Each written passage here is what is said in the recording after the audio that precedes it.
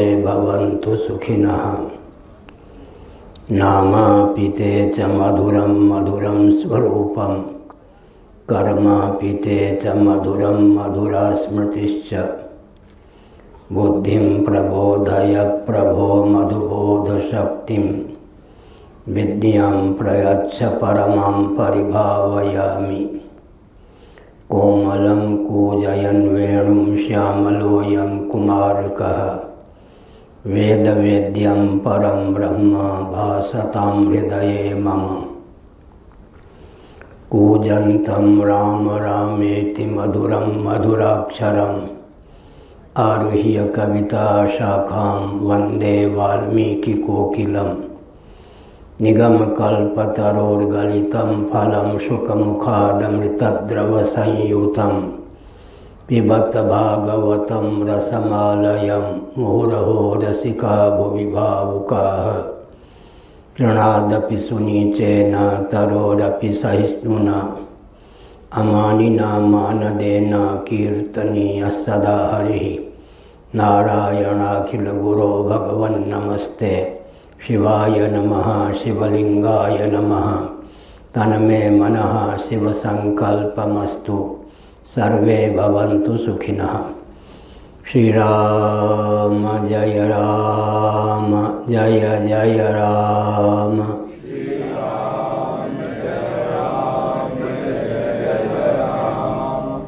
धर्म की अधर्म का प्राणियों में विश्व का, गोमाता की गोहत्या, भारत सर्वभूत हृदय धर्म सम्राट श्री स्वामी करपात्री जी महाराज की, श्री जगन्नाथ महाप्रभु की, श्री बलभद्र महाप्रभु की, भगवती सुभद्रा देवी की। हर हर महादेव। गोविंद जय जय गोपाल जय जय,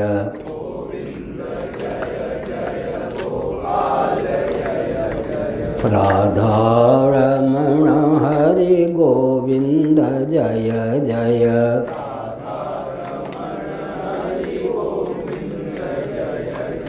श्री कृष्ण गोविंद हरे मुरारे,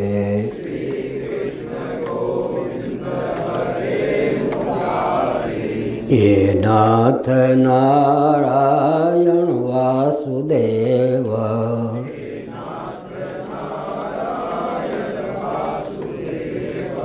गोविंद जय जय गोपाल जय जय।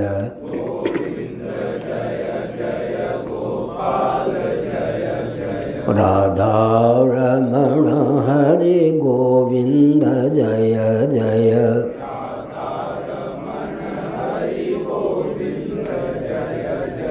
श्री वृंदावन बिहारी लाल की जय। नमो महद्भ्यः शंभो शिव शिव शिव शिव शिव शिव नारायण नारायण नारायण।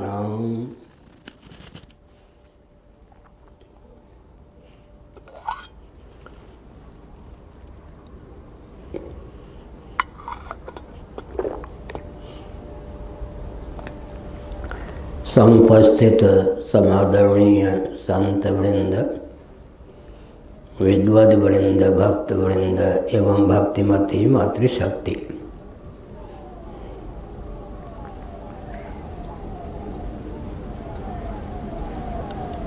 महाभारत में एक तथ्य उद्भासित किया गया कि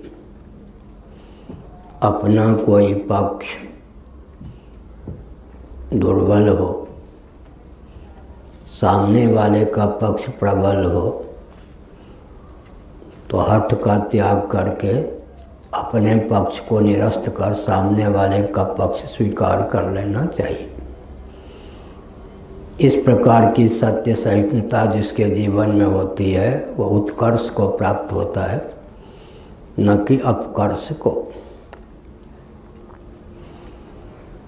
अभी जो भारत की स्थिति है कोरोना के नाम पर, केंद्रीय शासन तंत्र ने विश्व प्रसिद्ध श्री जगन्नाथ जी की रथ यात्रा को निरस्त करने का संकल्प लिया। उसकी भावना के अनुरूप सुप्रीम कोर्ट ने निर्णय भी दे दिया। बीच में केवल एक दिन शेष था, मैंने हस्तक्षेप किया तो सुप्रीम कोर्ट ने अपने द्वारा जो निर्णय दिया गया था उसको निरस्त कर हमारा पक्ष मान लिया।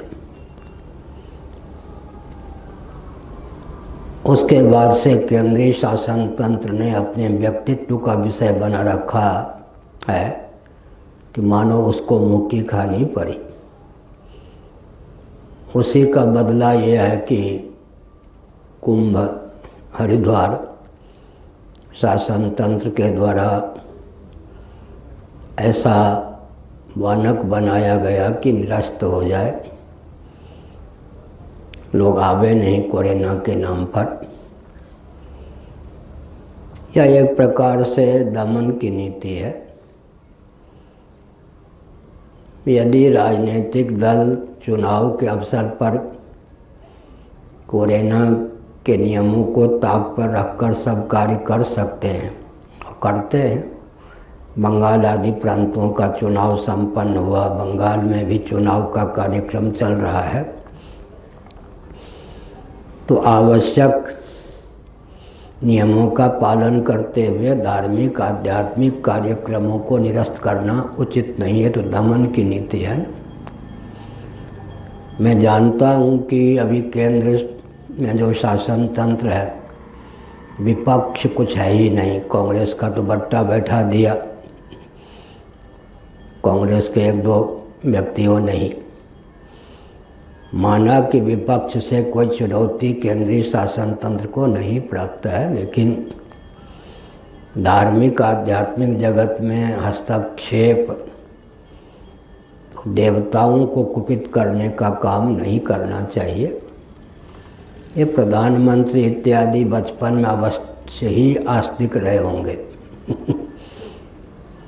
लेकिन अब उनकी आस्तिकता कहाँ जा रही है, इस पर विचार करना चाहिए। एक बार बेंगलोर में था, चारों शंकराचार्य की संगोष्ठी थी। एक पर्दा टांग रखा था श्रृंगेरी वालों ने, उन्हीं के मठ में संगोष्ठी थी।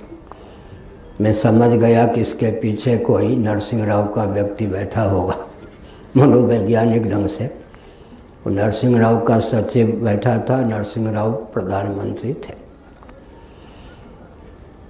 श्रृंगेरी वाले मेरे परिचित हैं। जब मैं श्रृंगेरी में निवास कर रहा था सन 1971 में 72 में, तब ये विद्यार्थी थे और शंकराचार्य के 2 उम्मीदवारों में एक उम्मीदवार भी थे। तब से मेरे परिचित हैं। उन्होंने मुझसे कहा कि शंकराचार्य जी, नरसिंह राव बहुत ही धार्मिक हैं, उपनिषदों का पाठ करते हैं, शीर्षासन कहते हैं, करते हैं। हमने कहा कि आस्तिकता धार्मिकता की यह कसौटी नहीं है। तो उनको बड़ा आश्चर्य हुआ। दुर्गा सप्तशती का पाठ करने वाला, उपनिषदों का पाठ करने वाला, शीर्षासन करने वाला क्या आस्तिक नहीं हो सकता है? हमने कहा यदि राजनेता न हो तो आस्तिक हो सकता है, राजनेता हो तो आस्तिक नहीं भी हो सकता है सूझ जुआरी आपन दाव। एक से एक आस्तिक जब राजनीति में प्रविष्ट होते हैं तो नास्तिकता का तांडव नृत्य उनके द्वारा दिखाई पड़ता है। तो मैंने यह संकेत किया कि जब राजनीतिक प्रकल्प सारे आप चला ही रहे हैं, व्यक्ति से व्यक्ति सट करके रैली में भाग ले रहे हैं, चुनाव सभा में, रैली में, तो धार्मिक जगत में जो आस्था के केंद्र हैं कुंभ इत्यादि, आवश्यक नियमों का पालन करते हुए व्यक्ति के आने पर प्रतिबंध क्यों? आपका शासन है तो आप अपने आप को इतना प्रबल मानते हैं कि धार्मिक आध्यात्मिक क्षेत्र में हस्तक्षेप करके उसको दिशाहीन कर दें, उचित नहीं। आस्तिकता का परिचय देना चाहिए, इससे देवी देवता कुपित होते हैं। तो मैंने एक संकेत किया, हमारा कुछ बिगड़ता नहीं। क्यों नहीं बिगड़ता? कल हमने बताया कि बचपन से जीवन को ऐसा ढाला है, पूरे जीवन में एक व्यक्ति का भी कहीं दर्शन ना हो, उसकी छाया भी ना दिखे तो मुझे घुटन का अनुभव नहीं होगा। एकांत में रहने का, भगवत चिंतन का, ग्रंथ लेखन का, दार्शनिक विचारधारा को प्रवाहित करने का अभ्यास है।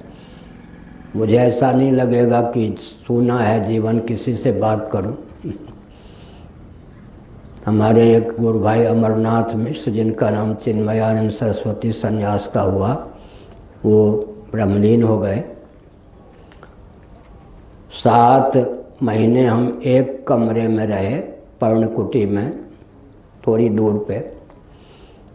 एक दूसरे से 7 महीने की सीमा में एक वाक्य भी चर्चा नहीं, दुश्मनी नहीं थी। हम उनकी व्यवस्था का पूरा ध्यान रखते थे गोमती तट पर, नैमिषारण्य में। तो आपको सुनकर आश्चर्य होगा एक साथ रहे, कोई शत्रुता न हो, और 7 महीने में एक वाक्य भी नहीं बोलना, और उनके तो पेट फूल जाएंगे, भग जाएंगे। इसलिए हमने संकेत किया। तो ये जो धार्मिक आध्यात्मिक क्षेत्र हैं, इनमें प्रशिक्षण की आवश्यकता है। अभी अच्छा है कि शोरगुल माइक को दौरा नहीं है, संभवतः उनको पता है कि हम बोलेंगे। शासन तंत्र के द्वारा ही कोलाहल फैला दिया जाता है। हमने गंगा सागर में देखा, प्रयाग आदि में देखा। कैसेट की एक ऐसी बीमारी चली है वृंदावन में, आप बिहारी जी की गली में जाएं, कान बहरे होने लगेंगे, फटने लगेंगे। कैसे जीवित रहते हैं, जितने दुकानदार हैं सब कोई न कोई कैसेट चलाए रहते, इतना शोर गुल। ऐसे मैंने देखा उज्जैन में महाकालेश्वर से 3 बजे सुबह से जो कैसेट प्रसारित होता है, कोलाहलपूर्ण वातावरण। तीर्थ जो थे वो तपस्थली थे या नहीं? तारक क्षेत्र, तारक क्षेत्र, तारक क्षेत्र का नाम तीर्थ होता है। तो तीर्थ जो थे वो तपस्थली थे, वहाँ पर धर्म का विचार होता था, ब्रह्म का विचार होता था, व्यक्ति जप करते थे, समाधि लगाते थे, वेदादि शास्त्रों का अध्ययन करते थे, परस्पर धर्म और ब्रह्म की चर्चा करते थे। अब कैसेट के माध्यम से इतना कोलाहल कर दिया गया कि तीर्थों का तीर्थत्व ही लुप्त हो गया। फिर शासन तंत्र ने सूझ जुआरी आपन दाव, तीर्थों को पर्यटन केंद्र बनाकर विकास के नाम पर और दिशाहीन कर दिया। कल हमको मालूम पड़ा, पहले मालूम नहीं था। यहाँ के शासन तंत्र ने वो जो एक विचित्र बैंड होता है, 1-2 बार कल सुनाई पड़े, जिससे मकान भी गिर जाते हैं, व्यक्ति बहरे हो जाते हैं। शासन तंत्र के द्वारा कोई कार्यक्रम गंगा जी के तट पर चल रहा था वो हमारे स्वामी जी ने हस्तक्षेप किया, डर के हमारे कलेक्टर आदि ने बंद किया। अब वो अगर 1 घंटा चलता तो हम जैसा व्यक्ति तो बिल्कुल विक्षिप्त हो जाता।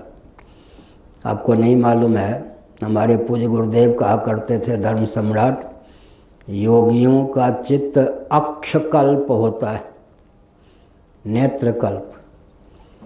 पाँव के नीचे अगर कोई पत्थर भी आ जाए, कंक्रीट भी आ जाए तो व्यक्ति सह सकता है, और आँख में तो पराग के भी चुभने की संभावना रहती है। योगियों का चित्त अक्षकल्प होता है। अक्षि नेत्र, अक्षकल्प नेत्रकल्प योगियों का चित्त होता है। नेत्रकल्प, अक्षकल्प, इसका मतलब तीर्थों के तीर्थत्व की रक्षा होनी चाहिए।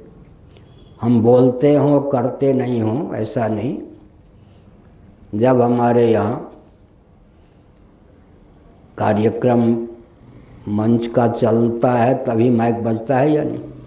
कोई कैसेट हमारे यहाँ नहीं बजता। पूरी में भी आप छिप कर जाके देखिए, कोई कैसेट आदि नहीं बज सकता हमारी अनुपस्थिति में भी। जब मंच का कार्यक्रम होता है और बाहर ऐसे ध्वनि विस्तारक नहीं हैं कि कोलाहल मचा दें, हम स्वयं मर्यादित रहते हैं, तब दूसरों को कह सकते हैं या दूसरों पर प्रभाव डाल सकते हैं। तो हमने संकेत किया कि यांत्रिक विधा का भी दुरुपयोग करके कोलाहल पूर्ण वातावरण न बनावें। ये तीर्थ है। तारनाथ तारक होने के कारण इसका नाम तीर्थ होता है। तीर्थ का अर्थ क्या हुआ? जहाँ दिव्य जलधारा हो, तीर्थ की पहली पहचान यह है। दिव्य सनातन देवस्थान हो जिसमें देव मूर्ति प्रतिष्ठित हो और सनातन सिद्धांत के अनुगामी संत निवास करते हों, उनका नाम तीर्थ है। भूमि विशेष, वेदादि शास्त्रों में जिस भूमि की दिव्यता का विशेष रूप से वर्णन हो वो तीर्थ है। देवस्थान को लेकर, दिव्य जलधारा को लेकर और सत्संग के अनुकूल वातावरण को लेकर किसी भूमि का नाम तारक तीर्थ होता है। तो तीर्थों की अपनी मर्यादा है। इतना कोलाहल पूर्ण वातावरण न बना दें कैसेट के नाम पर कि जप करने वाले जप न कर सकें, ध्यान करने वाले ध्यान न कर सकें, स्वाध्याय करने वाले स्वाध्याय न कर सकें। इसलिए मर्यादित जीवन होना चाहिए। एक है नकल, अंधानुकरण। अब लगता है कि कैसेट नहीं बजा तो मानो उत्सव ही नहीं। कोलाहल का नाम ही उत्सव हो गया। मेला माने झमेला मेला का अर्थ हो गया झमेला। कान फाड़ दो, व्यक्ति की बुद्धि को स्तंभित कर दो कैसेट के माध्यम से, यह सब उन्माद है। किसी एक व्यक्ति ने पहले शुरू किया हुआ, अंधानुकरण के कारण वो देशव्यापी हो गया। कोलाहल पूर्ण वातावरण बनाना ठीक नहीं। जप तप ध्यान स्वाध्याय संगोष्ठी के अनुकूल वातावरण बना के रखना ये पदाधिकारियों का दायित्व होता है। वे स्वयं भी ऐसा कोई हु हल्ला का कार्यक्रम न करें जिससे कि शांति भंग हो। शांति भी रहनी चाहिए और सद्भावपूर्ण विचार का मार्ग भी प्रशस्त रहना चाहिए। तीर्थों के तीर्थत्व की रक्षा तब होती है। पर्यटन का केंद्र बना देंगे। और दूसरी बात यह है कि मठ मंदिर को दिशाहीन कर देंगे तो तीर्थों का तीर्थत्व लुप्त हो जाएगा। स्थावर तीर्थ और जंगम तीर्थ, जिमि जंगम तीर्थ राजू, जिमि जग जिंग तीर्थ राजू, जंगम तीर्थ। जंगम तीर्थ संत महात्मा होते हैं। स्थावर तीर्थ वन वृक्ष पृथ्वी इत्यादि को लेकर, दिव्य जलधारा को लेकर स्थावर तीर्थ की सिद्धि होती है। जंगम तीर्थ होना चाहिए। जंगम तीर्थ, जंगम तीर्थ का मतलब ब्रह्म विचार धर्म विचार में दक्ष जो मनीषी हैं वे आपस में विचार विमर्श करें। हमने देखा है 50 साल पहले जो प्रयाग में कुंभ होता था या हर माघ महीने में पर्व के अवसर पर मेला का आयोजन होता था। विरक्त संत लोग सुदूर आम के बाग में रहते थे, पर्णकुटी बनाकर कदाचित वर्षा आदि आ जाए तो, नहीं तो वृक्ष के नीचे ही सोते थे। उनमें से कोई विचार सागर तो कोई पंचदशी की कक्षा चलाते थे। विरक्त संत वहाँ पर जाकर पढ़ते थे। उस समय के ऋषभ देव आदि जो संत महात्मा बहुत ऊंचे थे, वे आम के वृक्ष के नीचे बाग में रहते थे। पर्णकुटी में भी वर्षा आदि की स्थिति में चले जाते थे। हमारे पूज्य गुरुदेव ये सब आपस में मिल करके बहुत उच्च कोटि के विचार को व्यक्त करते थे। पंचदशी पर, विचार सागर पर, खंडन, चित्सुखी, अद्वैत सिद्धि आदि ग्रंथों पर बहुत शांति पूर्वक संवाद होता था। और जो उस समय के शासक होते थे वहाँ आ करके संत महात्माओं के पास जाकर नतमस्तक होकर शासन चलाने की विधा पर भी विचार करते। शासन चलाने की विधा पर विचार करते, कैसे शासन चलाया जाए। मैं एक संकेत करता हूँ। भरत विनय सादर सुनिए, करिए विचार बहोर, करिए लोकमत साधुमत, नृपनय निगम निचोर। बहुत बढ़िया है। चित्रकूट का वर्णन होगा रामचरितमानस में। भरत जी दलबल के सहित भगवान रामभद्र के पास पहुंच गए। भगवान रामभद्र प्रार्थना सुनकर अयोध्या लौटे। भाई भाई में अभेद होता है, उनके बदले मैं 14 वर्षों तक वन में निवास करूं, इस सद्भाव पूर्वक पहुँचे। भरत जी कुछ निवेदन करना चाहते थे। भगवान भक्त वत्सल होते हैं, ऐसा सोचकर वशिष्ठ जी ने गुरु के दायित्व का निर्वाह किया। भरत जी के साथ वशिष्ठ जी भी आए थे अयोध्या से।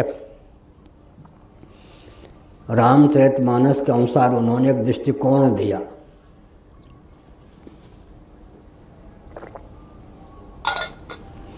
भरत विनय सादर सुनिए। हे रामभद्र, भरत जी की प्रार्थना को आदर पूर्वक, स्नेह और सम्मान पूर्वक सुनिए। उपेक्षा पूर्वक तो आप सुन ही नहीं सकते, लेकिन आँख मीच करके उनकी विनय को, उनकी प्रार्थना को मत मानिए। स्नेह और सम्मान पूर्वक सुनने पर भी विचार कीजिए। गुरु का दायित्व है कि विचार बिंदु प्रस्तुत करें। करिय लोक मत साधु मत, नृपनय निगम निचोरी। यहाँ पर महाराजा जनक भी आए हुए हैं। यह तो मिथिला का ही विश्व में इतिहास है। 27 पीढ़ियों तक जीवन मुक्तों ने शासन किया। राजा राजर्षि हुए। 27 पीढ़ी तक जीवन मुक्तों ने शासन किया हो, यह तो विश्व में केवल मिथिलांचल का ही इतिहास है, अन्यत्र यह इतिहास मिल ही नहीं सकता। तो फिर यहाँ जनक जी भी आए हुए हैं, ऋषि मुनि भी बैठे हुए हैं। दंडक वन, ये चित्रकूट में वन में रहने वाले तपस्वी लोग। लोकनायक भी यहाँ विद्यमान हैं, भरत जी के साथ आए हैं। भरत विनय सादर सुनिए, लेकिन करिए विचार बहोरी। विचार की सरणी क्या होनी चाहिए, विचार बिंदु क्या हो। करिय लोक मत साधु मत, नृपनय निगम निचोरी। लोक मत, साधु मत, राजमत और शास्त्र मत, इन सब का सामंजस्य हो, ऐसा निर्णय लीजिए। इन सब के अविरुद्ध हो। करिय लोक मत, साधु मत, नृपनय निगम निचोरी। राजमत का भी सम्मान हो, लोकमत का भी सम्मान हो। संत महात्मा यहाँ हैं, संत मत का, साधु मत का भी सम्मान हो और वेदादि शास्त्र सम्मत भी हो। ऐसा सब में सामंजस्य साध करके आप निर्णय लीजिए। वही निर्णय हुआ। भरत जी के अनुरोध पर पादुका दे दी भगवान राम जी ने, स्वयं लौटे नहीं। तो हमने एक संकेत किया कि लोकमत, राजमत, शास्त्रमत, साधुमत, इन सब में सामंजस्य साध कर कोई शासन करता है तो उसका शासन सुस्थिर होता है। अभी जो मुझे दिख रहा है, भगवान करें मैं कोई शाप नहीं दे रहा कि ऐसा ना हो, लेकिन अभी जो गतिविधि है, अगर शासन तंत्र ने अपने को नहीं संभाला तो ये तो कुछ आस्तिक हैं, घोर नास्तिक कम्युनिस्टों के हाथ में भारत जा सकता है। अगर धार्मिक आध्यात्मिक उत्सव इत्यादि को इस प्रकार से दमन करने का कुचक्र चलाया, कोरोना आदि के नाम पर अपनी ख्याति के लिए कि देखो मैंने रथ यात्रा रुकवा दी, मैंने कुंभ नहीं होने दिया, ये उन्माद पूर्ण परिचय दिया, भावुकता का नहीं, दमन नीति को अपनाया, तो भविष्य में इनकी अपेक्षा अधिक दमन नीति को अपनाने वाले कम्युनिस्टों का शासन हो सकता है। इसलिए फूक फूक कर कदम उठाना चाहिए। दूसरी बात है कि राजनेता ही भारत के भाग्य विधाता हूँ ऐसा नहीं, हम लोग भी प्रतिक्षण बोटी बोटी गलाते हैं, कोई हलवा पूरी खाने वाले तो नहीं हैं क्या? हमारा जीवन भी तो राष्ट्र के लिए समर्पित है। इसका अर्थ क्या है? क्या राजनेताओं का यह दायित्व तो नहीं है कि समय समय पर संगोष्ठी हो, उसमें वे भी अपना पक्ष रखें, हम उनके पक्ष को सुने, वो हमारे पक्ष को सुने, सद्भाव पूर्वक संवाद के माध्यम से जो निष्पत्ति हो उसका क्रियान्वयन हो। इसीलिए हमने 24 तारीख को भारत में जितने राजदूत हैं विदेशों के, उन सबको यहाँ बुलवाया था। वो सब आने के लिए उद्यत भी थे। केंद्रीय शासन तंत्र ने प्रतिबंध लगा दिया तो हमारा क्या बिगड़ा? इसका अर्थ क्या हुआ? दमन की नीति हुई या नहीं? हमारे पास आते तो हमको कोई राष्ट्रद्रोही बनाते क्या? अरे राजदूत हमारे पास आते तो हम क्या बनाते उनको? शासन सूत्र राजदूत अगर आते हमारे पास तो भव्य भारत की संरचना, भव्य विश्व की संरचना पर ही तो विचार मंथन करते ना। लेकिन शासन तंत्र ने उस पर दमन नीति का परिचय देकर प्रतिबंध लगा दिया। अब वो राजदूत नहीं आएंगे, लेकिन शासन तंत्र ने अपनी प्रबलता सिद्ध की या दुर्बलता, मनोविज्ञान, विश्व में जितना मनोविज्ञान हो सकता है, महाभारत, शुक्र नीति, वाल्मीकि रामायण, पुराण, इनको जानने वाले उन सब मनोविज्ञान से परिचित होते हैं। तो भारत का शासन तंत्र ने अपनी दुर्बलता सिद्ध की ना, कि शंकराचार्य इतने प्रबल होते हैं कि इनके पास राजदूत आएंगे तो मानो जो कुछ ये कहेंगे उनकी बातों से प्रभावित हो जाएंगे।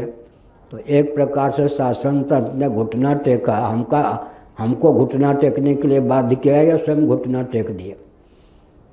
उसमें अगर प्रधानमंत्री जी के प्रतिनिधि आते तो बना करता मैं क्या?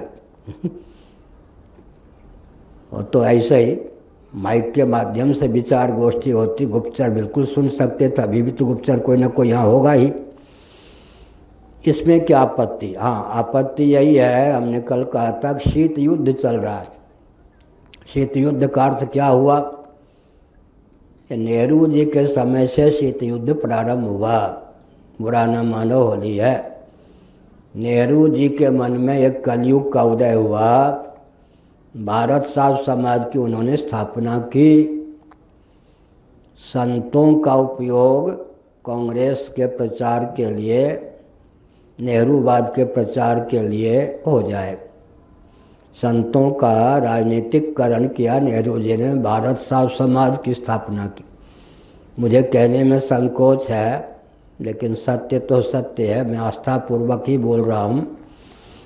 हमारे पूज्य गुरुदेव के अभियान को निरस्त करने की भावना से, दिशाहीन करने की भावना से ही नेहरू जी ने भारत साध समाज की स्थापना की। और पूज्य गुरुदेव के लाडले प्यारे गुरु भाई स्वामी अखंडानंद जी सरस्वती जी को ही अध्यक्ष बना दिया भारत साध समाज का। उसके बाद कालांतर में सुखदेवानंद जी ये सब हुए। इसका अर्थ क्या होता है? तो नेहरू जी ने यह कूटनीति चलाई कि शासन तंत्र की मुट्ठी में ही संत तंत्र रहे, शासन तंत्र की मुट्ठी के बाहर न जाए तो अधिक समय तक हम शासन कर सकते हैं। उल्टी बुद्धि हुई ना। तमोगुण की प्रगल्भता होने पर गीता के 18वें अध्याय के अनुसार विपरीत बुद्धि हो जाती है। हमने संकेत किया राम जी ने 10,000 वर्षों तक शासन किया, तो वशिष्ठ जी से तालमेल बैठाकर शासन सुदृढ़ हुआ या नहीं? व्यास जी से तालमेल बैठाकर युधिष्ठिर जी आदि शासन करने में और समर्थ हुए या नहीं? हमने क्या संकेत किया? हमने यह संकेत किया कि पृथु जी ने भी भृगु जी से तालमेल रखा तो दक्षतापूर्वक शासन करने में समर्थ हुए या नहीं? बड़ी विचित्र बात है। तो संकेत हमने किया कि शासन तंत्र की यह मान्यता है कि शासन तंत्र के समकक्ष या उससे ऊपर कोई भी धार्मिक आध्यात्मिक तंत्र भारत में हम पनपने नहीं देंगे। यही कम्युनिज्म का बीज है। इधर इन लोगों का ध्यान नहीं जा रहा। मैंने परसों बताया था, जब किसी का ध्यान नहीं गया था कि नेपाल कम्युनिस्टों के चंगुल में फंसने वाला, उस समय हमने नेपाल को सावधान किया, नेपाल नरेश को सावधान किया। लोगों ने अनसुनी कर दी तो जो होना था हो गया। आज नेपाल कम्युनिस्टों के खेमे से, उनकी मुट्ठी से निकल ही नहीं सकता है। 4 कम्युनिस्टों की पार्टी मिलकर शासन करती हैं। तो हमने क्या संकेत किया? यह नास्तिकता का बीज है। जब हम भी राष्ट्र के हितैषी ही हैं और राजनेता भी राष्ट्र के प्रति, हम ये नहीं करें कि बेईमान हैं, राष्ट्र का उत्कर्ष चाहते हैं, तो आपस में मिलकर संवाद करने से क्या विपत्ति हो जाएगी? यही ना कि शासन तंत्र से प्रबल सिद्ध हो जाएगा कौन? धार्मिक क्षेत्र, आध्यात्मिक क्षेत्र, या कोई व्यक्ति विशेष या आचार्य विशेष। तो आप तो प्रबल को दुर्बल सिद्ध नहीं कर सकते। सूर्य तो सूर्य ही रहेगा, चंद्रमा तो चंद्रमा ही रहेगा, जुगनू तो जुगनू ही रहेगा, खद्योत तो खद्योत ही रहेगा ना। इसका मतलब आप निरस्त कैसे कर सकते हैं? सभी संत आपके चंगुल में फंसकर आपके प्रचारक हो जाएंगे, ऐसी कल्पना तो मत कीजिए। हम किसी राजनीतिक दल के न विरोधी हैं, न समर्थक हैं, सिद्धांत के प्रतिपादक हैं। हमसे क्या खतरा? यही खतरा ना, एक व्यामोह है कि भारत में कोई भी धार्मिक आध्यात्मिक व्यक्ति या तंत्र शासन तंत्र के समकक्ष भी पनपने न पावे, उससे ऊपर तो हो ही कैसे। लेकिन सनातन मर्यादा है कि व्यासपीठ से नियंत्रित शासन तंत्र ही शासन करने में समर्थ होता है। देवगुरु बृहस्पति के द्वारा जब उपेक्षित हो जाते हैं देवता, तो आंसू पोंछने वाला कोई नहीं होता। शुक्राचार्य से जब दानव आदि उपेक्षित हो जाते हैं तो कोई आंसू पोंछने वाला नहीं होता। आचार्यों की यह विशेषता है। और एक विचित्र बात, शुक्राचार्य भी श्रोत्रिय ब्राह्मण हैं, असुरों के पक्षधर नहीं है। असुरों का नेतृत्व करने पर भी शुक्राचार्य असुर नहीं है। इसका क्या प्रमाण है? पृथु जी ने शासन किया तो पुरोहित के रूप में, आचार्य के रूप में किनको बनाया? बृहस्पति जी को या शुक्राचार्य को? शुक्राचार्य को। इसका अर्थ है शुक्राचार्य स्वयं आसुरी संपत्ति के पक्षधर नहीं, और देवगुरु बृहस्पति तो आसुरी संपत्ति के पक्षधर हो ही कैसे सकते हैं? तो विश्व का जो इतिहास है उस पर विचार करना चाहिए ना। और विचार क्या है? असुरों का नेतृत्व ही दैवी संपत्ति संपन्न कोई श्रोत्रिय मनीषी ही संभाल सकते हैं। और दैवी संपत्ति संपन्न जो देवता कोटि के मनुष्य हैं, प्राणी हैं, या देवता ही साक्षात क्यों न हो, उनका नेतृत्व भी कैसी श्रोत्रिय मनीषी के हाथ में ही हो सकता है। विश्व का नेतृत्व श्रोत्रिय सदाचार संपन्न वेदज्ञ ब्राह्मण के हाथ में ही हो सकता है। इस ऐतिह्य तथ्य को कोई दुरा देना चाहे वो संभव नहीं। याद कीजिए समर्थ रामदास जी को, याद कीजिए चाणक्य जी को, याद कीजिए नवरत्न जी को, याद कीजिए व्यास जी को, याद कीजिए वशिष्ठ जी को, याद कीजिए भृगु जी को। इसका मतलब क्या हुआ? इसका अर्थ यही हुआ ना कि विश्व का नेतृत्व ऊपर भगवान के हाथ में होता है और उसके नीचे आचार्यों के पास होता है। जो वेदज्ञ ब्राह्मण हैं, मनीषी हैं, उन्हीं के हाथ में नेतृत्व होता है। वो नेतृत्व ईश्वर प्रदत्त है, उसको कोई अन्यथा करना चाहे अन्यथा नहीं कर सकता है। तो हमने एक संकेत किया, हम लोगों को दुर्बल मानना क्या हमने परसों चौथे रोज बताया ना, दिग्विजय सिंह मुस्कुराते रहे, हमने संकेत में कहा। वो तो मुस्कुरा कर चुपचाप मेरे पास उज्जैन में महाकालेश्वर के एक स्थान में बैठे रहे लगभग 45 मिनट, एक शब्द भी नहीं बोले, चुपचाप मुस्कुरा के सुनते रहे। हमने कहा कि हम लोगों को कभी दुर्बल मत मानना। देवताओं की शक्ति, पितरों की शक्ति, गोत्र प्रवर्तक मनीषियों की शक्ति, सिद्धों की शक्ति, परमात्मा की शक्ति हम लोगों के पास होती है। हम व्यासपीठ से पर अधिकृत व्यक्ति, भगवत कृपा से हम लोगों को परंपरा से वेदादि शास्त्रों का ज्ञान है। भूल कर भी हमको दुर्बल मत मानना। दिव्य दृष्टि हो तो देख लो पीछे पितरों की शक्ति है या नहीं, देवताओं की शक्ति है या नहीं, ऋषियों की शक्ति है या नहीं। यदि अहंकार है सफल नहीं हो सकते। अहंकारी व्यक्ति क्या सफल होगा? देवता का अनुग्रह, पितरों का अनुग्रह, वेदादि शास्त्र का विज्ञान जिसके जीवन में नहीं है वो शासन क्या करेगा? एक ग्रंथ है हमारे पूज्य गुरुदेव का संस्कृत में, भक्ति रसायणवः। पूज्य गुरुदेव ने लगभग 78 में मुझे आदेश दिया था कि बहुतों को कहा कोई हिंदी अनुवाद इसका नहीं कर पाया, तुम करना। तो बहुत समय हो गया, अब हमने उसका हिंदी में अनुवाद प्रारंभ किया है।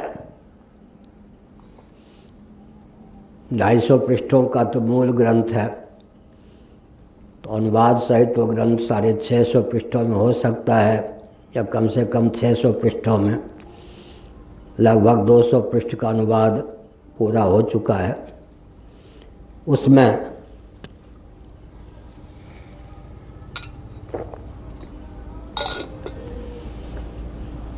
वो जो हम कंप्यूटर पर लिखते हैं या हम भिक्षा पाते हैं, उस समय भी बरबर नहीं बोलते। निकेश जी को कहते हैं कंप्यूटर खोल के सुनाओ जो हमने लिखा है। ध्यानपूर्वक सुनते हैं, कोई मात्रा आदि छूट गई हो तो कहते हैं यहाँ मात्रा आदि डाल दो। तो हमने क्या बताया? हमने बताया कि ये सब जो ज्ञान विज्ञान है, ध्यानपूर्वक सुनिए। माना कि आजकल व्यक्ति की बुद्धि का स्तर बहुत निम्न बना दिया गया। गुरुकुल की जब शिक्षा होती थी ना, हर व्यक्ति का मस्तिष्क उन्नत होता था। अब गुरुकुल की शिक्षा तो समाप्त है।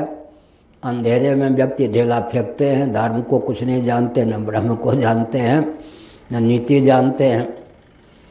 तो हमने निकेश जी से पूछा, कहा कि इस समय इन ग्रंथों का अनुवाद भी हम कर दें तो कोई पढ़ने वाला होगा 1 करोड़ में शायद कोई एक पढ़े, लेकिन इससे लाभ क्या है? सबसे लाभ तो हमको है। तो हमने एक संकेत किया वाल्मीकि रामायण के अनुसार। क्या संकेत किया? सुग्रीव ने देखा कि दो कोई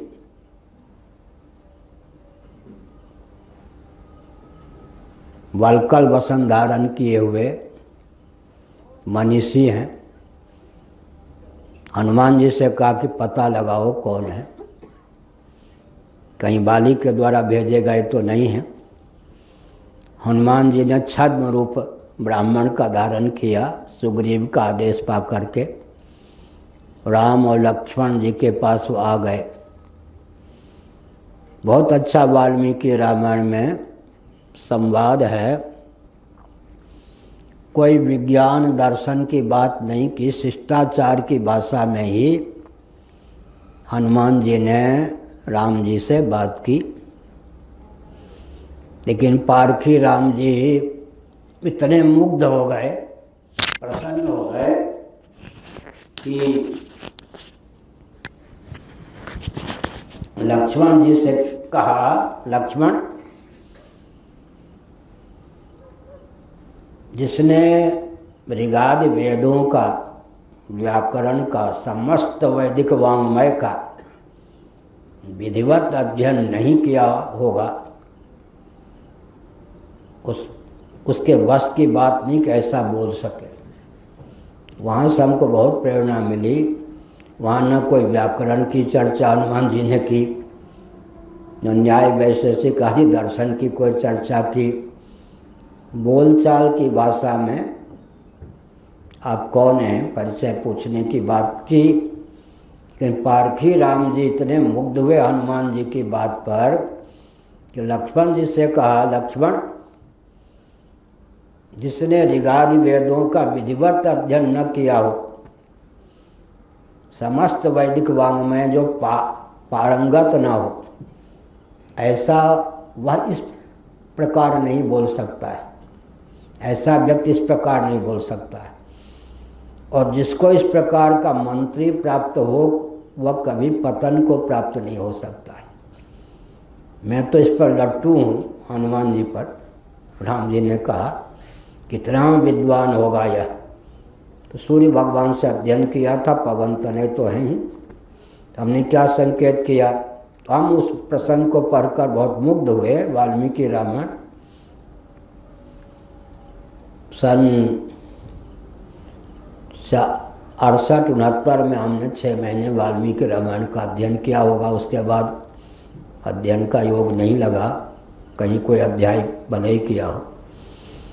तो वहाँ पर हनुमान जी ने कोई व्याकरण आदि की चर्चा नहीं की, लेकिन पारखी राम जी ने समझ लिया इसके व्यावहारिक संभाषण में, शिष्टाचार संबंधी संभाषण में भी समस्त ऋगादि वेदों की नीति, उनके अंतर्निहित भावों की अभिव्यक्ति हो रही है।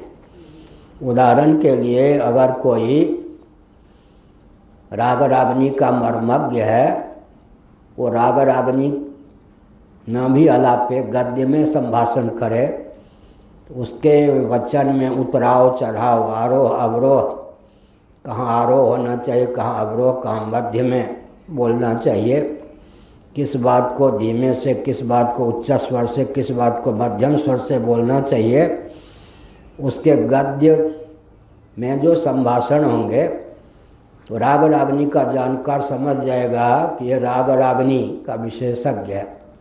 तो हमने एक संकेत किया, इस समय जो नास्तिकता पूर्ण वातावरण है पूरे विश्व में, परंपरा से वेदादि शास्त्रों का अध्ययन लुप्त है, और वेदादि शास्त्रों के अध्ययन के लिए जितने संयम की, परिश्रम की आवश्यकता है, उससे भी व्यक्ति सुदूर है। क्योंकि 7 को 3 से गुणा करें 21, 3 और जोड़ दें 24 घंटे भागवत की तैयारी किसी ने कर ली गाने बजाने के सहित, वो हीरो हो जाता है। अगर उसको एजेंट मिल गए तो अरबों रुपये से नहीं तो करोड़ों रुपये से खेलने लगता है। छोटे छोटे जो बच्चे थे वृंदावन में, नाम नहीं लूँगा, जो भागवत के एक श्लोक का भी ठीक से अर्थ नहीं कर सकते, वो हीरो हो गए, लाखों से खेलने लग गए। तो क्या परिश्रम चाहिए। तोता के समान एक प्रकार से 3-3 घंटे रोज, अब तो 2 बार भी नहीं कहते एक दिन में, 3-3 घंटे, तो 7 को 3 से गुणा कर दिए 21, 3 घंटे महात्म्य कर दिया तो 22-23, 24 घंटे की सामग्री तैयार कर ली, 1-2 साल में परिश्रम करके रट के, अब जीवन भर के लिए हीरो हो गए। लेकिन उस ज्ञान से होगा क्या। अच्छा है भगवत चर्चा कोई भी करे किसी ढंग से, वो अच्छा है, लेकिन भारत में जो भागवत में जो ज्ञान विज्ञान है, विद्वानों की परीक्षा भागवत में होती है। विद्वानों की परीक्षा भागवत में होती है। भागवत में जो दर्शन विज्ञान है, तो हमने क्या संकेत किया? तो हमने निकेत जी से कहा कि हम लोग जो वेदादि शास्त्रों का अध्ययन करते हैं, इस प्रकार के ग्रंथ आदि लिखते हैं, इसको पढ़ने वाले तो 1 करोड़ में 1 भी नहीं होंगे, लेकिन ये जो हमारा अध्ययन का क्रम चलता है, ये क्या व्यर्थ होता है? तो अच्छा उत्तर दिया, साथ में रहने से तो बुद्धि बढ़ती है, विवेक बढ़ता है। अपने आप अध्ययन करने चलें तो 50 वर्षों में जो ज्ञान मिल सकता है नहीं मिल सकता है, तो यहाँ 5 महीने में मिल जाता है, साथ वाले अगर जागरूक हो तो हमने यह संकेत किया, इस समय भौतिक युग में सबका आक्रमण किस पर है? मनवाद पर। क्या परंपरा प्राप्त जो ज्ञान विज्ञान है, वैदिक ज्ञान विज्ञान, वैदिक संप्रदाय, मनुवाद का अर्थ होता है वेद, मनु का अर्थ होता है मंत्र। उपनिषदों में मनु शब्द का प्रयोग कई बार हुआ है। मनु का अर्थ होता है मंत्र। व्यक्ति विशेष के रूप में अगर मनु शब्द का प्रयोग है तो मंत्रार्थविद, मंत्रद्रष्टा, मंत्र मंत्रार्थविद, मंत्रद्रष्टा मनु का अर्थ होता है। इसका अर्थ क्या हुआ? इसका अर्थ यह हुआ कि जिस व्यक्ति को वेदादि शास्त्रों का अध्ययन प्राप्त है, वो सामान्य ढंग से भी व्यवहार करेगा तो पूरे विश्व की मेधा शक्ति उसको पछाड़ने का प्रयास करे, समर्थ नहीं होगी। मेधावी समर्थ नहीं होंगे, क्योंकि उसका ज्ञान विज्ञान परिमार्जित है, वो संयमी है। अगर लोभ भय कोरी भावुकता विवेक के अधीन नहीं है तो विजयी होगा। इसलिए इस समय नास्तिकता का तांडव नृत्य है, दंभ की पराकाष्ठा है। नाचे गावे तोरे तान ताकि दुनिया राखे मन, दंभ की पराकाष्ठा है। इस संक्रमण काल में कल जो मैंने प्रवचन को विराम दिया था भी, तो विश्व के विशेषज्ञ हैं, सब तो बुद्धू नहीं होते ना, एक से एक वैज्ञानिक, एक से एक विचारक विश्व में है। भारत छोटा है, विश्व तो छोटा नहीं है अभी भी। विश्व में 206 देश हैं, 206 देशों में 150 देशों में हिंदू रहते हैं। अतिरिक्त देशों में भी हिंदुत्व के प्रति आस्थान्वित व्यक्ति रहते हैं, जिनको इतिहास आदि का ज्ञान है। पूरा विश्व केंद्रित किए हुए है कि कोई ऐसी बात हमको सुनने को मिले जो दर्शन विज्ञान व्यवहार की दृष्टि से कभी कुंठित ना हो, अपकर्ष को प्राप्त न करे, ऐसा सिद्धांत। इसलिए आज भी सत्यमेव जयति नानृतम, सत्यमेव जयते नानृतम, दंभ की पोल पट्टी खुल जाती। आज भी व्यक्ति का हृदय सत्य का ही पक्षधर होता है। आज भी व्यक्ति का हृदय सत्य का ही पक्षधर होता है। लोभ भय कोरी भावुकता विवेक से मुक्त होकर कोई बोलता है तो श्रोता कौन होते हैं? बाहर से तो जैसे आप लोग श्रोता हैं, ऋषि मुनि भी श्रोता होते हैं। बहुत अच्छी घटना घटी। पूज्य स्वामी अखंडानंद सरस्वती जी महाभाग ने अपना संस्मरण हमको बताया। ग्वालियर मध्य प्रदेश में एक सभा थी, तो मंच पर श्रद्धेय हरि बाबा जी विद्यमान थे। हरि बाबा भी स्वामी अखंडानंद जी महाराज ने श्रोताओं के स्तर को देखकर उनके स्तर से प्रवचन किया। स्वयं स्वामी अखंडानंद सरस्वती महाराज ने यह संस्मरण हमको बताया, सार्वजनिक सभा में बताया, तो लक्ष्य हमको बनाकर। जब प्रवचन कर लिया उन्होंने, पौन घंटे 1 घंटे, उठने लगे तो हरिवाज जी ने कहा, आज स्वामी जी मैं बहुत दुखी हूँ, आपने मुझे बहुत कष्ट दिया। अखंडानंद जी महाराज चौंक गए, बाबा क्या भूल हो गई? उन्होंने कहा कि आपको ये स्मरण नहीं रहा कि मैं भी आपका श्रोता हूँ। जनता समझ सके उस भाषा में आप बोले तो ठीक है, लेकिन मैं भी आपका श्रोता था, मुझे तो आपने भूखे रखा, प्यासे रखा, आज मुझे आपने बहुत कष्ट दिया। तो अखंडानंद जी महाराज ने उस दिन से यह शिक्षा ली कि श्रोताओं का तो ध्यान रखना चाहिए, लेकिन हरि बुआ की बात तो है ही, सिद्ध मुनि भी अगर कोई वक्ता लोभ भय कोरी भावुकता अविवेक के वशीभूत होकर नहीं बोलता है तो देवता पितर आदि भी श्रोता होते हैं। क्या यत्र यत्र रघुनाथ कीर्तनम तत्र तत्र कृतमस्तकांजलिम वाष्प वारी परिपूर्ण लोचनम मारुतिम नमत राक्षसांतकम। जहाँ जहाँ भगवान राम का यशोगान होता है वहाँ हनुमान जी होते या नहीं? तुलसीदास जी महाराज की कथा में छिप कर हनुमान जी बैठते थे या नहीं? बुढ़े का रूप धारण करके, बीमार का रूप धारण करके, कोई रूप न धारण करें तो अंतर्हित होकर भी कथा सुनते हैं। इसका मतलब क्या हुआ? इसका अर्थ यही हुआ कि इस वैज्ञानिक युग में, महायांत्रिक युग में भी वही व्यक्ति टिक सकता है, उसी का ज्ञान विज्ञान समादर योग्य हो सकता है जिसके ज्ञान विज्ञान में दर्शन,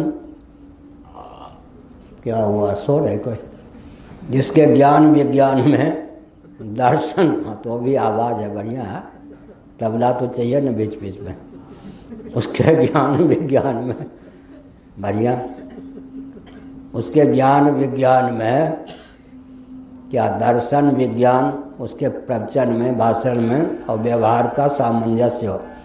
आज के प्रवचन का सार क्या निकला? भले ही न्याय का नाम न लिया जाए, वैशेषिक का नाम न लिया जाए, सांख्य का नाम न लिया जाए, योग का नाम न लिया जाए, वेदांत का नाम न लिया जाए, मीमांसा का नाम न लिया जाए, लेकिन भौतिकवादियों के बीच में जिसको इन सब सिद्धांतों का ज्ञान प्राप्त है और सामंजस्य जिसके जीवन में है, उसकी वाणी ही टिक सकती है। क्या? जैसे हनुमान जी के लिए राम जी ने कहा, जिसने ऋगादि वेदों का विधिवत अध्ययन नहीं किया होगा वैसा बोल नहीं सकता। यद्यपि व्यावहारिक धरातल पर बात की हनुमान जी ने, कोई लंबी बात नहीं की, 5-7 वाक्य ही कहा, लेकिन राम जी ने पहचान लिया। इसी प्रकार से हृदय में ज्ञान विज्ञान आदि को रख करके आजकल जो भौतिक धारा है और राजनेताओं का तांडव नृत्य है, राजनीति का तांडव नृत्य है, उस बीच में वही व्यक्ति टिक सकता है, धार्मिक जगत का, आध्यात्मिक जगत का भी, जिसके पास वेदादि सम्मत ज्ञान विज्ञान है। वेदादि सम्मत ज्ञान विज्ञान होगा तो नतमस्तक होना ही पड़ेगा, अनुगामी होना ही पड़ेगा। एक विचित्र बात। और एक विचित्र बात क्या है? जिसके पास यह ज्ञान विज्ञान होगा वो डरपोक नहीं होगा। जिसके पास ये ज्ञान विज्ञान होगा, भूत प्रेत को डरेगा वो, जिसने हनुमान जी को सिद्ध कर लिया। एक मोक्षाश्रम है, ये हरिद्वार है ना, इससे ऊपर ऋषिकेश में नैमिष वालों के एक आश्रम था, अभी भी होगा ही, लक्ष्मण झूला से पहले मोक्षाश्रम, वहाँ में सन 66 में 6 महीने तक था। और जहाँ मुनि की रेती में स्वामी शिवानंद जी का आश्रम है, उसके पास एक दर्शन महाविद्यालय था, अभी भी हो सकता है या नहीं। उसके संस्थापक विशिष्टाद्वैत के दिग्गज विद्वान राघव जी थे, राघव उनका नाम था। उनकी विशेषता क्या थी? वो जब तोतली वाणी बोलने लगे तो संस्कृत में ही, इस जीवन में उनको संस्कृत का अध्ययन नहीं करना पड़ा, उनकी मातृभाषा तो नहीं, लेकिन वो जो बोलने लगे तो संस्कृत में ही। इतने बड़े विद्वान थे। हमारी आयु छोटी थी, उनकी आयु बहुत बड़ी थी, हमको लाड़ प्यार से बड़े स्नेहपूर्वक देखते थे। उनके एक मित्र जिनके पास में रहता था, स्वामी आत्मानंद जी, सन 66 की बात, उनसे वो मिलने गए, दोनों में मैत्री। आत्मानंद जी सन्यासी और ये विशिष्टाद्वैतवादी राघवाचार्य। बातचीत करते करते सूर्यास्त हो गया। वहाँ से लगभग 1.5 किलोमीटर दूर पहाड़ी वन का रास्ता स्वामी शिवानंद सरस्वती जी के पास दर्शन महाविद्यालय, जिसके वो संस्थापक थे, उनको वहाँ जाना था। जा रहे थे, ऊपर पर्वत, वन, सांकरी, इतना सा मार्ग, नीचे गंगा। एक उनका मित्र उनके साथ लग गया, उसने बातचीत करनी शुरू कर दी। बाद में ध्यान गया कि तो मर चुका था मेरा मित्र, ये तो मेरे पीछे लग गया है। तो थोड़ा बड़ा विचित्र है, तो मित्र लग गया। तो उन्होंने कहा कि मित्र क्यों कष्ट कर रहे, मैं चला जाऊंगा। उन्होंने कहा नहीं, छोड़ूंगा नहीं, आपको तो अपने स्थान पर पहुंचा कर ही छोड़ूंगा। तो उनके मुंह से निकला, चिंता मत कीजिए, हनुमान जी मेरे साथ हैं। हनुमान जी का नाम सुनते ही मरा हुआ मित्र जो प्रेत हो गया था वो छिप गया, अंतर्हित हो गया। दूसरे दिन हमको बताया कि देखो ऐसी घटना घटी कल। तो हमने क्या संकेत किया, जैसे हनुमान जी का नाम सुन करके भूत प्रेत आदि भग जाते हैं, ऐसे ही इस नास्तिकतापूर्ण वातावरण में कौन टिका रहेगा।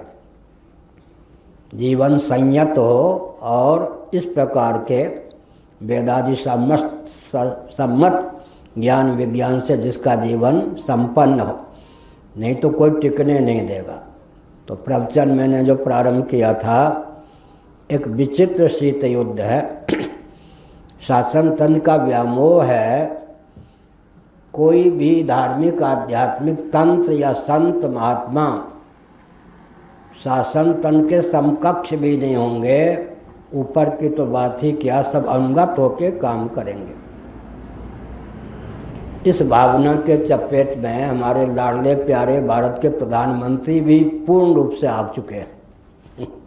अब वो भी, क्योंकि बाल बच्चे वाले नहीं हैं, त्यागी हैं, भिक्षा मांग के जीवन यापन किया, जब स्वयं सेवक थे आरएसएस के, अच्छे हैं, लेकिन उनके जीवन में भी है कि दाढ़ी भी है, त्याग भी है, बाल बच्चे से रहित भी हैं, घर भरने वाले नहीं हैं, पढ़े लिखे भी हैं। तो धार्मिक आध्यात्मिक जगत का नेतृत्व भी उन्हीं के हाथ में रहे, ये व्यामोह वहाँ भी है। इसलिए कोई धार्मिक आध्यात्मिक जगत में ऐसा व्यक्ति न दिखाई पड़े जो हमारा प्रचारक या अनुगत न हो, यह व्यामोह है। और यह व्यामोह नेहरू जी के समय से चल रहा है। भारत साध समाज की स्थापना नेहरू जी ने की इसी अभिप्राय से। यहाँ तक हुआ उस समय जो भारत साध समाज के सदस्य बन गए, उनको पास फर्स्ट क्लास में यात्रा कर सकते थे ट्रेन में, बहुत सुविधा दी गई। लेकिन अंत में वे सब के सब क्या हो गए, चल नहीं पाए, सरकारी प्रश्रय पा करके चल नहीं पाए। हमारे पूज्य गुरुदेव के सामने कोई वो सरकारी संत टिक नहीं पाए। हमने संकेत किया, आज भी प्रयास यही चल रहा है कि एक शीत युद्ध है, एक शीत युद्ध है कि कौन बाबा झूठे नहीं हुए, कौन महात्मा झूठे नहीं हुए। ऐसा कोई नहीं पनपने देंगे जो शासन तंत्र के समकक्ष या उत्कृष्ट सिद्ध होगा, किसी को सिद्ध नहीं होने देंगे। लेकिन जो उत्कृष्ट है वो तो उत्कृष्ट सिद्ध होकर ही रहेगा। क्या सूर्य तो सूर्य ही रहेगा, चंद्रमा तो चंद्रमा ही रहेगा ना। इसलिए इस व्यामोह को त्यागने की आवश्यकता है, सत्य को स्वीकार करने की आवश्यकता है। और जब भारत का हितैषी कोई राजनेता बनते हैं तो उनका दायित्व है कि हम लोग भी भारत के भक्त हैं, हमारा जन्म भी भारत में हुआ है, इस मिट्टी में ही पले हैं, इस मिट्टी में ही शरीर को मिलना भी है। तो परस्पर बैठ करके संवाद में क्या आपत्ति है? यही आपत्ति है कि कहीं फिर हम क्या गौण न सिद्ध हो जाएं। यह हम किसी को गौण सिद्ध नहीं करते, लेकिन सूर्य तो सूर्य ही रहेगा। क्या कोई कितना भी दबाने का प्रयास करेगा तो दबा नहीं सकता है। क्यों नहीं दबा सकता है? जिसके जीवन में लोभ हो दब जाएगा,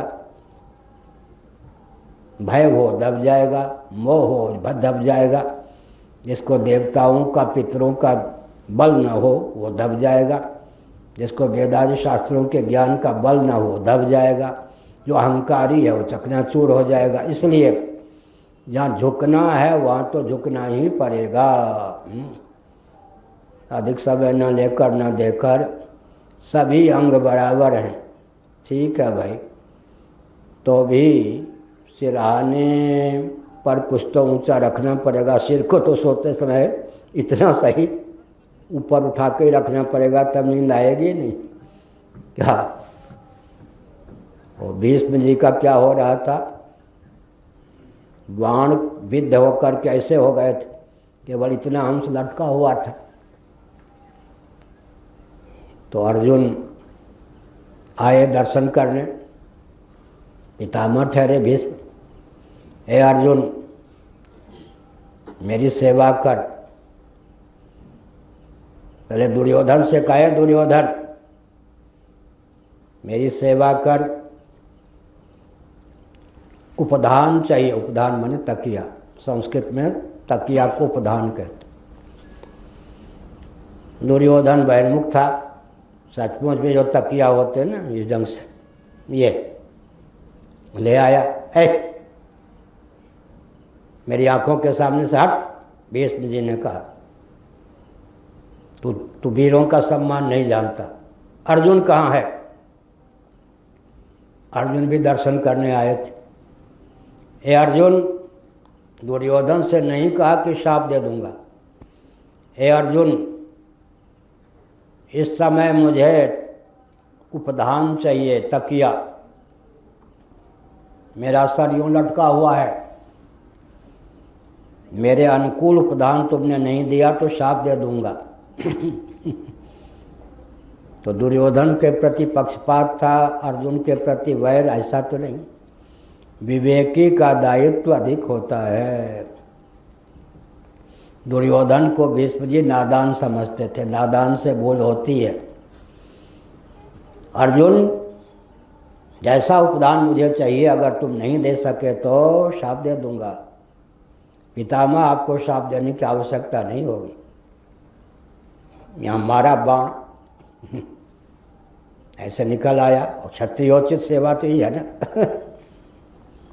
वो संतुलन हो गया। हाँ, बहुत अच्छा। देखिए अब वो तकिया भी कैसे चाहिए, वहाँ रेशमी थोड़े चाहिए, ऐसे ठीक सम्मान किया मेरा। प्यास लगी थी। दुर्योधन भी दर्शन करने आए, अर्जुन भी दर्शन करने आए। हे दुर्योधन, भीष्म जी ने कहा, प्यास लगी है, पानी। बढ़िया लोटा आदि में, चांदी वादी के। है तो मुझे पानी भी नहीं दे सकता। मैं कौन हूँ तुम्हें पता है? हट आंखों के सामने से। अर्जुन कहाँ है? अर्जुन सो रहे हैं। तो पानी कौन देगा? अर्जुन कहाँ है? अर्जुन पीसी झामे समा गया। अर्जुन कहाँ है? हाँ पितामह की आज्ञा है। मेरे अनुकूल मेरा परिचय प्राप्त होना चाहिए तुमको। अगर तुमने पानी नहीं दिया तो शाप दे दूंगा। पितामह, आपको शाप देने की नौबत नहीं आएगी, आवश्यकता नहीं होगी। अर्जुन ने सोचा ये गंगा नंदन है, गंगा माँ ने इनको धारण किया है आधिदैविक दृष्टि। तो लाजू गंगा मैया को, माता को संतन सुख न कहा हूँ। ये प्राकृत जल नहीं पी सकते। ऐसा जल जिसको पी करके अंतिम सांस तक, माघ शुक्ल अष्टमी तक, उत्तरायण की प्रतीक्षा में है, अभी दक्षिणायन है, और कोई जल पिएंगे नहीं। अर्जुन ने पाताल में जो गंगा रहती हैं, ऐसा वाण अनुसंधान किया और इस ढंग से अनुसंधान किया कि पाताल से त्रिपथगा, गंगा जी का नाम क्या है? त्रिपथगा। जो भी नदियाँ होती हैं उनमें गंगा जी का नाम त्रिपथगा है। हर नदी त्रिपथगा होती है। मुख्य रूप से गंगा जी को त्रिपथगा कहते हैं। सूर्यमंडल तेज, तेज है ना, जल का मौलिक स्वरूप तेज है। सूर्यमंडल हिरण्यगर्भ और जल का स्रोत है। नभोमंडल में, सूर्यमंडल में जल का मौलिक स्वरूप रहता है। वर्षा के द्वारा वो मर्त्यलोक में आता है, फिर पृथ्वी में पाताल तक वो जल चला जाता है। नदियों को त्रिपथगा कहते हैं। त्रिपथगा माने भूर्भुवः, भूः भुवः, ऊपर के लोगों का सब में उसमें अंतर्भाव कर लिया, नीचे पाताल तक। नीचे के लोग एक, भूमि दो, ऊपर के लोग तीन, त्रिपथगा। तो बहुत बढ़िया है। गंगा जी के पुत्र हैं। इस ढंग से बाण साधा कि पाताल से गंगा जी प्रकट हो गई और ऐसे भीष्म जी ने मुँह खोल दिया। शीतल सुगंध युक्त दिव्य जलधारा बस मुँह में लेकर तृप्त हो गए।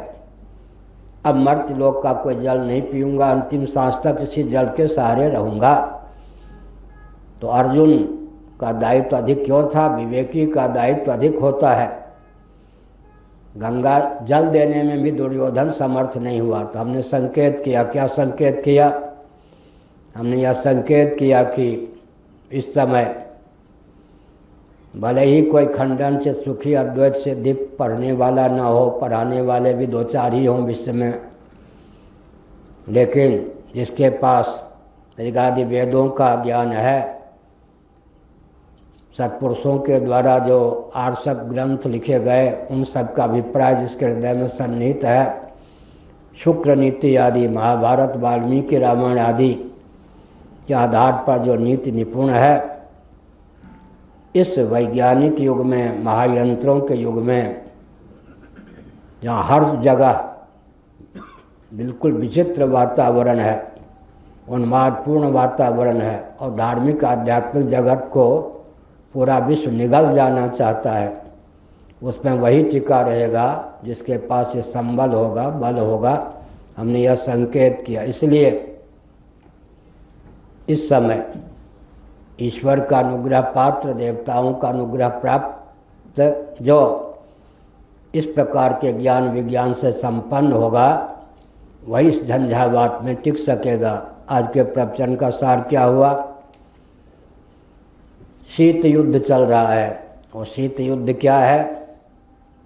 हठयोगी से पाला पड़ा। हठयोगी कौन? किसी व्यक्ति का नाम नहीं, शासन तंत्र के समकक्ष या ऊपर भी धार्मिक आध्यात्मिक जगत को, व्यक्ति को, तंत्र को नहीं रहने दिया जाएगा।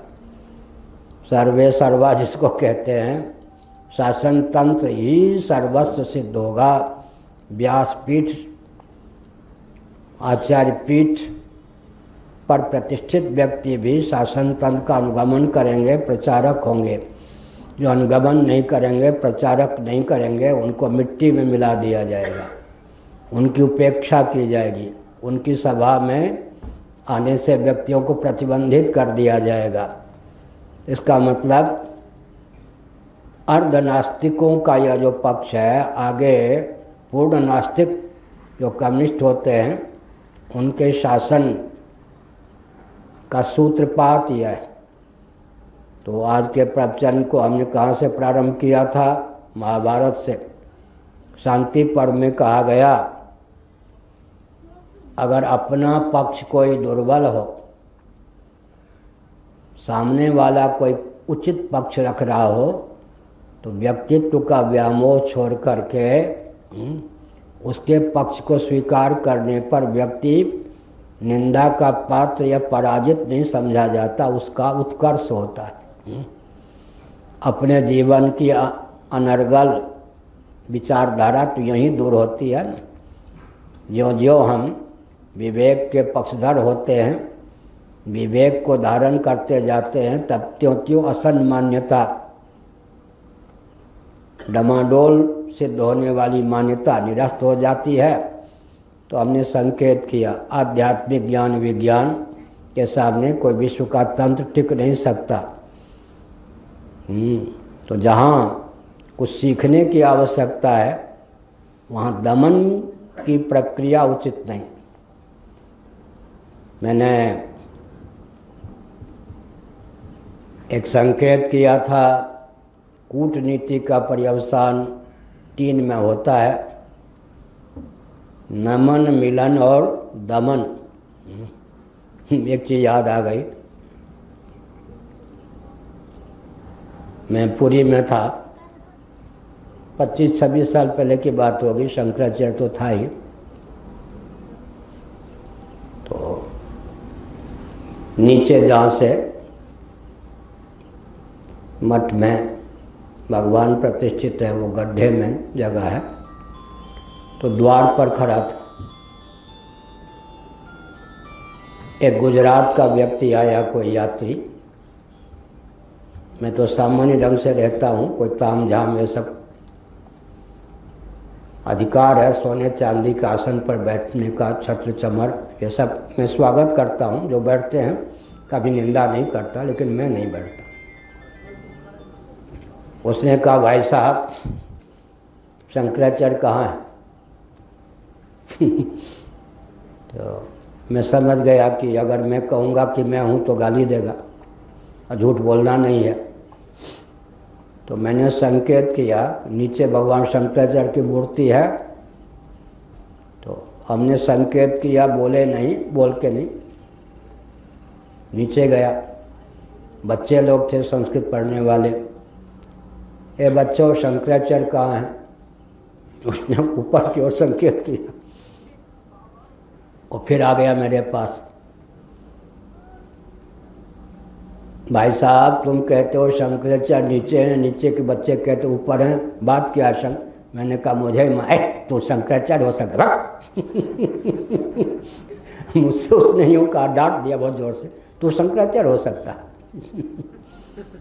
तो विचित्र बात क्या है, 10 जगह चेकिंग हो, समझ गए? श्रृंगेरी में आप जाएंगे तो कितनी चेकिंग होगी, क्या हो।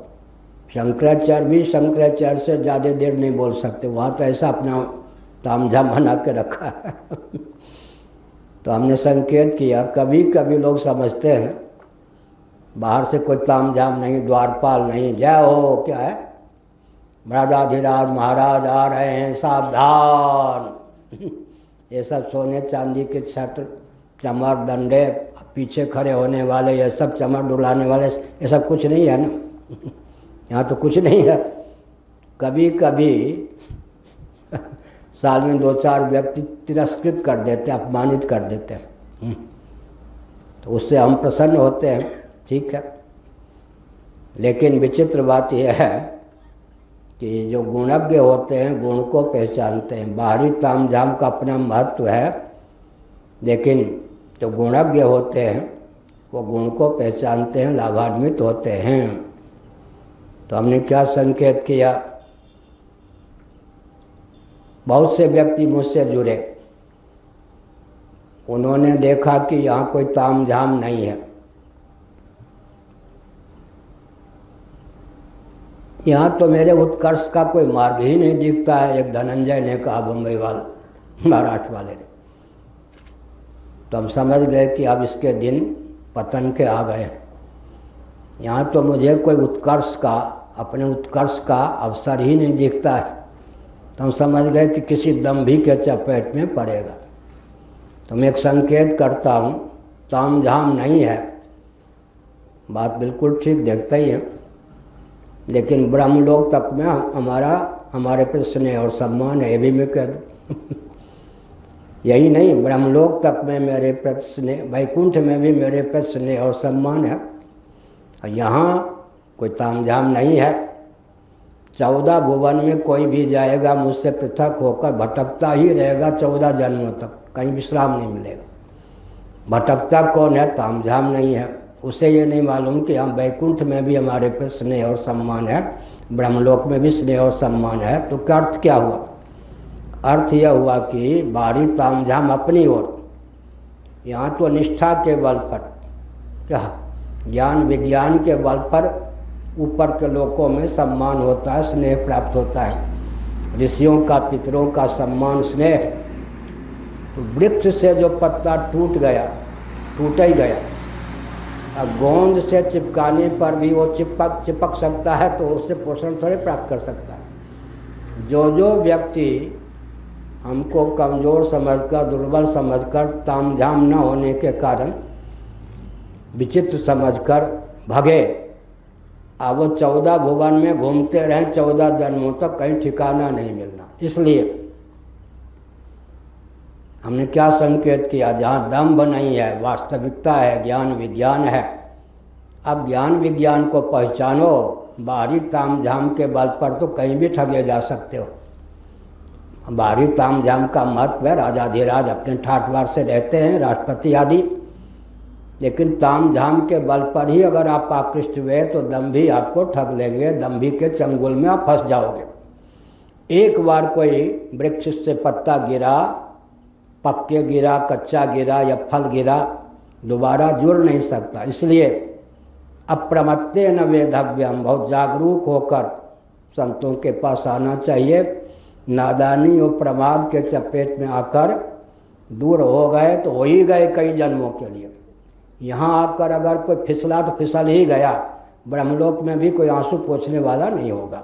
इसलिए हम लोगों को भी अहंकार तो नहीं है, लेकिन भगवान सूर्य आदि की कृपा से, देवताओं की कृपा से जो ज्ञान विज्ञान प्राप्त है, उस ज्ञान विज्ञान के बल पर यहाँ क्या ब्रह्मलोक तक में, वैकुंठ तक में भी हमको स्नेह और सम्मान प्राप्त है। इसलिए भगवत कृपा का अनुभव करते हुए इस कलिकाल में भी अपने उद्धार का बालक बनाना चाहिए, और जहाँ तक बन सके सनातन सिद्धांतों के प्रति आस्थान्वित रहना चाहिए। श्री राम जय राम, जय जय राम।